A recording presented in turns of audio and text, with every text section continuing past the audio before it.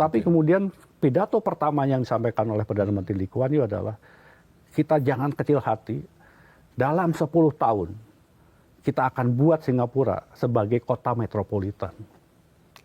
Dalam waktu 10 tahun ya kan, kita akan jadikan Singapura sebagai kota metropolitan.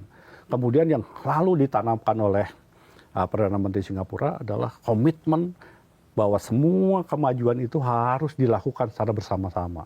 Karena itu dengan kepemimpinan yang sangat kuat dan sangat efektif, Perdana Menteri Lee Kuan Yew itu menanamkan kepada rakyat Singapura untuk mau bekerja keras, bersikap hemat, dan kemudian yang paling penting adalah membangun negara itu dimulai dari harus orang-orang terpelajar, ya, orang-orang terpelajar yang ada di negara itu mau menjadi pejabat negara, karena negara hanya bisa berjalan baik kalau bisa dirumuskan sebuah kebijakan yang tepat, ditetapkan sebuah aturan hukum yang jelas, dan kemudian yang tadi saya katakan dijalankan secara konsisten, tanpa kompromi.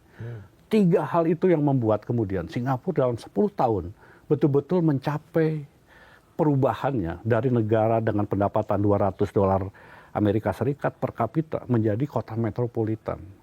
Sebetulnya sama dengan Indonesia.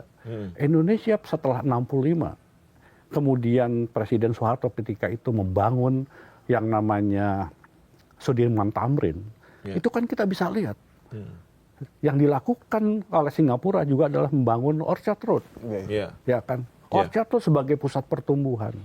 Tetapi kemudian kembali lagi, bagaimana kebijakan pemerintah Singapura ketika itu menetapkan arah, memberikan kesempatan yang sama semua orang, dan kemudian membuat aturan main yang sangat jelas yang berlaku sama untuk semua orang, dan setiap orang yang melakukan pelanggaran dihukum keras. Perdana Menteri Lee Kuan Yew jangan lupa adalah seorang lawyer, seorang sarjana hukum. Beliau tahu bagaimana aturan itu harus kemudian ditegakkan. Yang lain adalah Singapura dari awal sangat menyadari Singapura itu negara kota yang tidak punya apa-apa. Kekuatan Singapura adalah di bidang jasa. Dan jasa itu adalah dimulai dengan bagaimana memberikan servis, menjadikan Singapura sebagai tempat transshipment. Semua perdagangan dari timur ke barat, dari barat ke timur pasti akan lewat jalur Selat Malaka, Selat Singapura untuk kemudian berpindah. Mereka memanfaatkan itu. Karena itu yang kemudian terpenting yang dilakukan oleh Perdana Menteri Lee Kuan Yew adalah memberikan kepercayaan kepada private sectors. Karena itu saya sekarang sering melihat bagaimana pemerintah Singapura itu selalu mengucapkan terima kasih, terutama kepada kalangan pengusaha. Terutama yang disebut dengan Singapore Chinese Chambers of Commerce and Industry, SCCCI, itu adalah institusi organisasi pengusaha yang sudah lebih lama usianya daripada Singapura. Dan itu betul-betul menjadi pilar kemajuan Singapura. Semua pengusaha Singapura yang latar belakang etnisnya adalah Tionghoa, pasti mereka bergabung di SCCI. SCCI itu yang menjadi pilar kemajuan Singapura. Singapura itu sangat percaya bahwa private sector, ya kan, dunia usaha itu adalah penggerak ekonomi, dan penggerak ekonomi mereka itulah yang membuat ekonomi Singapura makin lama makin besar. Negara punya kemampuan untuk bisa mengkolek pajaknya. Pajak itu yang dipakai untuk membangun infrastruktur. Infrastruktur yang semakin lama semakin baik. Itu membuat ekonomi mereka spiralnya itu naik ke atas.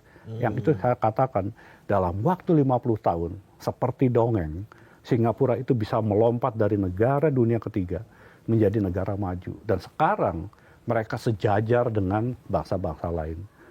Dan yang lain saya bisa merasakan ya, nomor 1 adalah pendidikan Singapura itu yang terbaik. Salah satu ya, di dunia sekarang terbaik pendidikannya itu adalah Singapura. Bahkan perguruan tinggi di yang masuk kelompok 10 besar dunia itu adalah Singapura. Di ASEAN di Asia itu adalah Singapura. Jadi begitu pendidikan begitu luar biasa. Yang kedua adalah mereka itu setelah tahun 70-an, di akhir tahun 70-an, mereka membuat research center yang sangat kuat. Dan mereka itu semua sekarang, semua kebijakan yang dilakukan pemerintah, bahkan arah ke depan yang akan dilakukan pemerintah, itu basisnya itu adalah data yang saintifik. Riset tuh Mas, bukan pakai perasaan. Bukan pakai perasaan, saya setuju sekali. Jadi betul-betul mereka tuh based on scientific data. Ya, artinya peran swasta itu luar biasa ya, diberi kekuatan yang besar. Jadi swasta itu harus diberi ruang. Makanya. Bukan digencet. Iya, bukan BUMN ya. Mereka punya juga BUMN. Awalnya mereka punya BUMN. Nah, yang menarik ya, bercerita mengenai Singapura itu. Menteri Keuangan pertama Singapura. Itu dalam buku 50 tahun Temasek, dia tuliskan bahwa kesalahan terbesar dari banyak negara adalah ketika berpandangan pejabat negara itu mempunyai sikap dan pandangan dan praksis yang sama dengan para pengusaha. Yang sebetulnya sama sekali tidak benar. Karena itu Singapura di awal mereka membentuk punya perusahaan. Mereka punya bank DBS, mereka punya Temasek.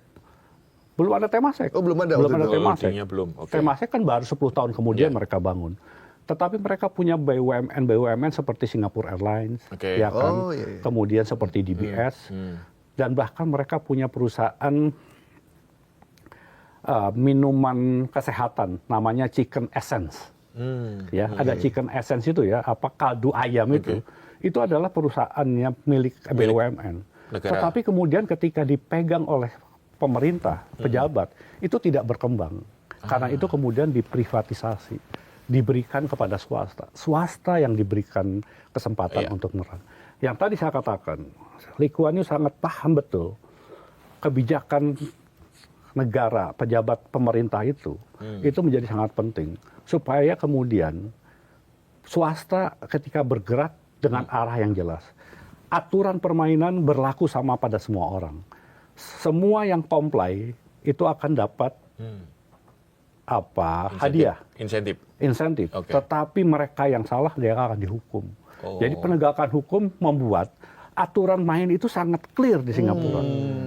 Itu yang membuat di pengalaman pengusaha di Singapura, mereka itu kepercayaannya rileks untuk bekerja dan dia bisa fokus, ya kan? Karena nomor satu tidak ada red tape, tidak ada pungli, tidak ada biaya tinggi di Singapura. Preman nggak ada di sana, Mas? Kenapa? Preman nggak ada di sana? Nggak ada preman di sana. Ormas Semua kembali lagi aturan kan sangat jelas. Semua ikut aturan saja, rule, ya kan? Bayarnya sekian ya bayar sekian, nggak ada apa-apa lagi. Yang kedua, di Singapura itu mereka sangat tahu ya urusan perpajakan misalnya. Itu juga sangat jelas, tidak ada kemudian. Saya selalu sampaikan kepada beberapa teman, mengapa orang Singapura itu taat membayar pajak? Karena aparat pajak di Singapura juga mereka taat aturan. Ya. Itu kuncinya ya. Kemudian ada fairness. Jadi misalnya kalau pung atau kaip bayar pajak, kelebihan bayar pajak dikembalikan. Bulan Maret mereka akan dapat restitusi pajak tanpa harus diminta. Cepat sekali. Berarti otomatis ya? Otomatis, karena kalau profilnya seperti pung, gajinya 100 misalnya, bayar pajaknya 30. Kalau sudah bayar lebih dari 30, kelebihan itu dikembalikan sebagai restitusi. Nah, hal-hal seperti itu yang membuat kemudian kalangan usaha itu percaya, lebih bergerak, lebih bebas, ya. Dan di Singapura yang menarik, ya, kalau ada aturan, ya, ada satu kawasan di Singapura, ya, Nassim Road, itu adalah daerah perumahan yang sangat elit dan paling mahal di Singapura. Di tempat itu tidak boleh ada gedung lebih dari 5 lantai. Satu saat ada izin diberikan kepada seorang pengusaha untuk membangun apartemen di ujung jalan mendekat Orchard Road. siapa yang salah?